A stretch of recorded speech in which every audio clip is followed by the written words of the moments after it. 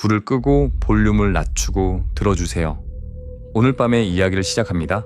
이 이야기는 창작입니다. 새벽 1시 17분 대리운전 앱에 찍힌 목적지는 제 집이었습니다. 저는 그 주소를 입력한 적이 없었습니다. 뒷좌석 남자는 출발도 하기 전에 아내분은 아직 안 주무시죠? 라고 물었습니다. 저는 부업으로 야간 대리운전을 했습니다.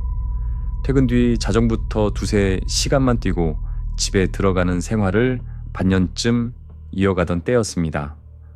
그날 마지막 호출은 외곽의 문 닫은 예식장 주차장이었습니다. 주차장 끝에 검은 승용차 한 대가 서 있었습니다. 고객은 40 전후의 남자였습니다. 술 냄새는 거의 나지 않았고 발걸음도 반듯했습니다. 다만 검은 장갑을 낀 채 휴대전화 화면을 계속 아래로 향하고 있었습니다. 앱에서 차량 번호를 확인한 뒤 운전석에 앉았습니다. 목적지를 보자 손이 멈췄습니다. 제가 사는 아파트에 정확한 동까지 적혀 있었습니다. 목적지가 맞습니까? 남자는 제 휴대전화 화면을 들여다보지 않고 대답했습니다. 기사님 집 근처잖아요. 가는 길이 편하시겠네요. 저는 등을 타고 식은땀이 흘렀습니다. 대리기사에게 고객 목적지는 보이지만 고객에게 기사의 집 주소가 공개될 이유는 없었습니다. 저는 주소가 잘못되었다며 정확한 목적지를 다시 말해달라고 했습니다. 남자는 창밖을 보며 웃었습니다. 일단 출발하시죠. 가면서 알려드릴게요.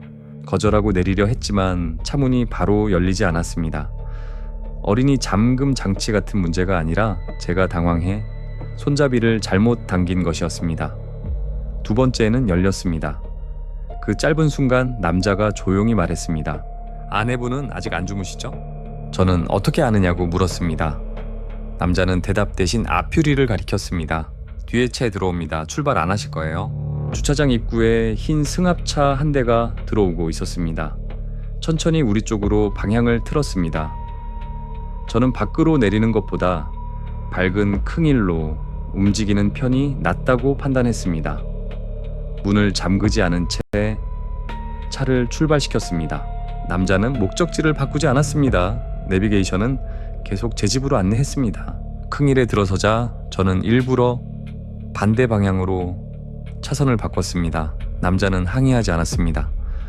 오히려 제 근무 시간을 물었습니다. 보통 몇 시에 끝나는지, 집에는 늘 같은 길로 가는지, 오늘도 딸이 거실 불을 켜놓고 기다리는지 물었습니다. 저에게는 딸이 없었습니다. 그 말을 듣고 조금 안도할 뻔했습니다. 단순히 아무 말이나 던져 반응을 보는 사람일 수 있다고 생각했습니다. 그러자 남자가 다시 말했습니다. 아드님이었죠. 제 손이 핸들 위에서 굳었습니다. 저는 가족 이야기를 앱 프로필에 적은 적이 없습니다. 대리 일을 할 때 쓰는 이름도 본명이 아닌 별칭이었습니다. 백미러로 보니 남자는 휴대전화가 아니라 작은 수첩을 보고 있었습니다. 펼쳐진 페이지 맨 위에 제 기사번호가 적혀 있었습니다. 그 아래에는 제가 자주 대기하는 상권과 귀가시간 차량을 두는 공영주차장 이름이 보였습니다. 저는 가까운 파출소 방향으로 차를 몰았습니다. 남자는 그제야 몸을 앞으로 기울였습니다. 길이 다른데요. 목적지를 정확히 안 알려주셔서 확인하러 갑니다. 잠시 침묵이 흘렀습니다. 뒤를 보니 아까 주차장에 들어왔던 흰 승합차가 2대 뒤에서 따라오고 있었습니다. 같은 차인지 확신할 수 없었지만 신호가 바뀔 때마다 함께 움직였습니다.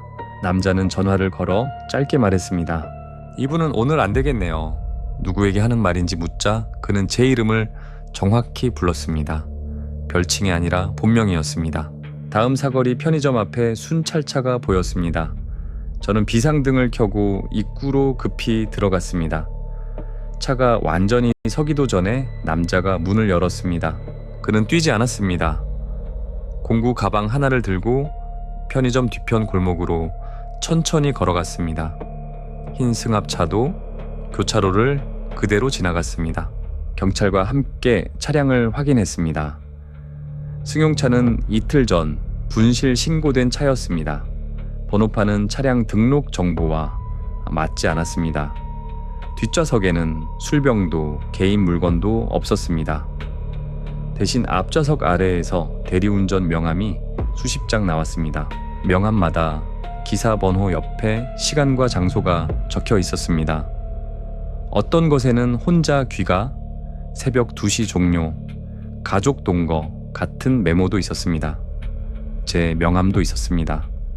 2달 전 비 오는 날 손님에게 건넨 기억이 나는 명함이었습니다. 경찰은 그들이 대리기사 여러 명을 손님처럼 불러 생활 패턴을 확인한 것으로 보인다고 했습니다. 목적이 차량인지 집인지 다른 것인지는 알 수 없었습니다. 아직 실제 피해를 신고한 기사는 없었습니다. 저는 그날 일을 그만뒀습니다. 앱 계정을 닫고 명함도 전부 버렸습니다. 가족에게는 모르는 사람이 찾아오면 문을 열지 말라고 했습니다. 일주일 동안 아무 일도 없었습니다. 8째 날 새벽 아파트 경비실에서 연락이 왔습니다. 대체 누가 물건을 두고 갔다고 했습니다. 운전석 와이퍼 아래에는 검은 장갑 한 짝과 대리운전 명함 한 장이 끼워져 있었습니다. 명함은 제 것이 아니었습니다. 처음 보는 기사에 이름과 번호가 적혀 있었습니다. 뒷면에는 제 글씨를 흉내낸 문장이 있었습니다. 오늘 마지막 호출, 목적지는 기사님 집. 경비실 영상을 확인했지만 장갑을 둔 사람은 보이지 않았습니다. 대신 새벽 1시 17분 흰 승합차 한 대가 아파트 입구 건너편에 멈춰 있었습니다. 그리고 그 차의 운전석에는 그날 제가 본 적 없는 대리기사 조끼가 걸려 있었습니다.